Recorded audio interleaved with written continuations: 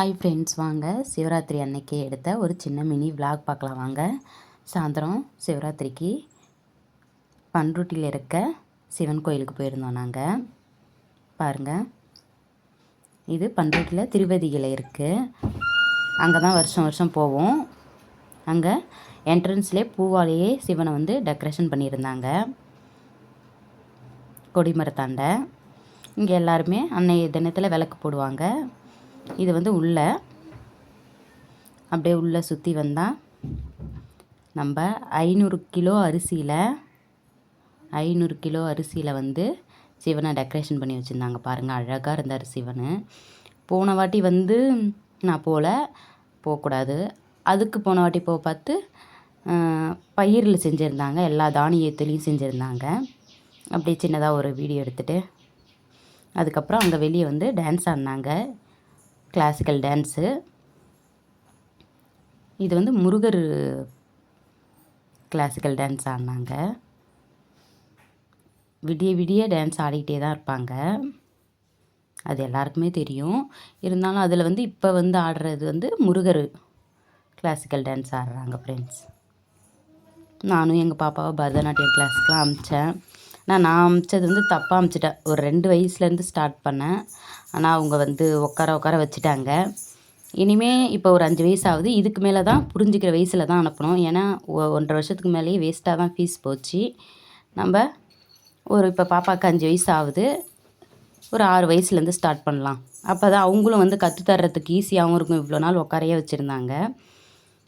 இப்போ நம்ம 6 வயசில் கற்றுக் கொடுத்தா அந்த பொண்ணு புரிஞ்சுக்கும்னு சொல்லிவிட்டு இது பண்ணுவாங்க. அப்போவே பாப்பாவுக்கு வந்து ஃபீஸ் வந்து 1500 கொடுத்தேன். நான் 1400 கொடுத்தேன்.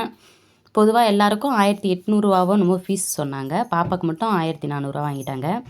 அதுக்கப்புறம் காலையிலே சிவராத்திரி அன்னைக்கு காலையிலே அக்கா வீட்டில் காளி கோயிலில் வந்து அவங்களுடைய உபயம் அன்னைக்கு அதுக்காக போயிருந்தோம். காலையில் வீடியோ இது.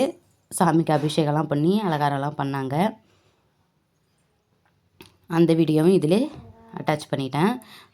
அங்கே இருக்க கோயில் ரொம்ப சக்தி வாய்ந்த கோயிலாம். இது பேர் வந்து பண்ருட்டி தட்டாஞ்சாவடி கோயில்னு சொல்கிறாங்க. இங்கே உள்ள பண்ருட்டியில் உள்ள எல்லாருமே வண்டி வாங்கினா, புது வண்டிலாம் வாங்கினா இந்த கோயிலில் தான், இந்த காளி கோயிலில் தான் போய் படைப்பாங்களாம். மாமாவும் டிரைவருன்றதுனால முக்கால்வாசி எங்கே சவாரி போனாலும் ரொம்ப லாங்கில் போனால் இவர்கிட்ட தான் வந்து, இந்த அம்மாட்ட தான் வந்து கற்பூரம் ஏற்றிட்டு போயிட்டு வர வரைக்கும் உங்கள் எல்லையில் வந்து என்னை சேர்த்துடணும்னு சொல்லிட்டு வேண்டிக்கிட்டு போவாங்க.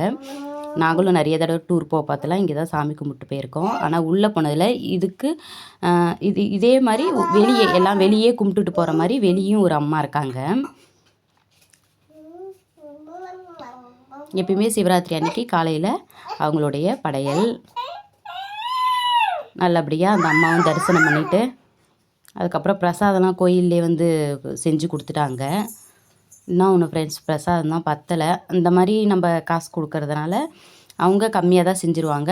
நம்ம பிரசாதத்துக்கு மட்டும் நம்ம வந்து செஞ்சு எடுத்துகிட்டு வந்துடணும். அப்போ தான் மன நிறைவாக எல்லாருக்குமே கொடுக்க முடியும்.